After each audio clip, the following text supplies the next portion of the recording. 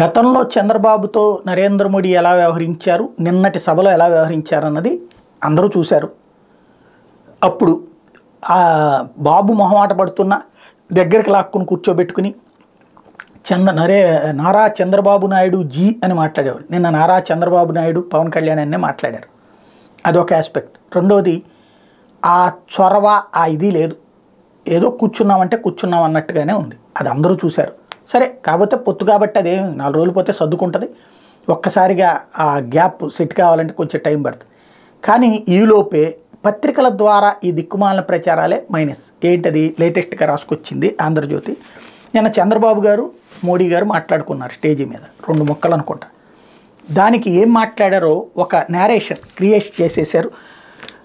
6 ఏళ్ల తర్వాత రాజకీయ వేదిక మీద తొలిసారి కలుసుకున్న ప్రధానమంత్రి నరేంద్ర మోడీ టీడీపీ అధినేత చంద్రబాబు ఆప్యాయంగా కబుర్లు చెప్పుకున్నారట. ఎవరికి కనబడలేదు మరి అది. ఎన్డీఏలో టీడీపీ చేరిన తర్వాత 3 పార్టీల ఆధ్వర్యంలో ఆదివారం పల్నాడు జిల్లా బొప్పొడి వద్ద జరిగిన భారీ బహిరంగ సభకు మోడీ హాజరయ్యారు. సుమారు 6 ఏళ్ల తర్వాత ఎన్డీఏ కూటమి బహిరంగ సభలో మోడీ చంద్రబాబు కలుసుకున్నారు. అంతకుముందు వేరువేరు వేదికలపై కలుసుకుని మాట్లాడుకున్న రాజకీయ వేదికపై వీళ్ళిద్దరు కలుసుకోవడం ఇంత సుదీర్ఘ విరామం తర్వాత ఇదే ప్రథమం. వేదికపై మోడీ పక్కనే చంద్రబాబు కూర్చున్నారు. సభకు జనం హాజరు అద్భుతంగా ఉందని, ప్రజానికి విపరీతంగా తరలి వచ్చారని మోడీ చంద్రబాబుతో చెప్పారు. తాను హెలికాప్టర్లో పైనుంచి చూశానని, హాజరు చాలా బాగా ఉందని చెప్పారు. ఆయన ప్రశంసకు పొంగిపోయిన చంద్రబాబు నమస్కారం పెట్టి ధన్యవాదాలు చెప్పారు. సభలో పవన్ కళ్యాణ్ ప్రసంగిస్తుండగా మోడీ లేచి వచ్చి మైక్ తీసుకున్నారు. కార్యకర్తలు విద్యుత్ లైట్ టవర్ పైకి ఎక్కి నిల్చున్నారని, తక్షణం కిందకి దిగాలని, వారికి ఏదైనా ప్రమాదం జరిగితే తాము బాధపడాల్సి వస్తుందని మోడీ విజ్ఞప్తి చేశారు. మోడీ స్వయంగా చెప్పడంతో కార్యకర్తలు వెంటనే టవర్ పై నుంచి దిగిపోయారు.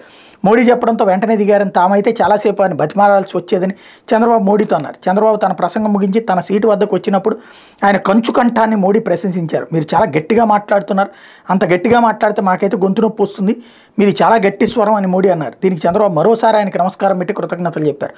తన అలవాటు పడ్డానని, అలా మాట్లాడబోతు సభలో ఊపిరాదని చంద్రబాబు వ్యాఖ్యానించారట.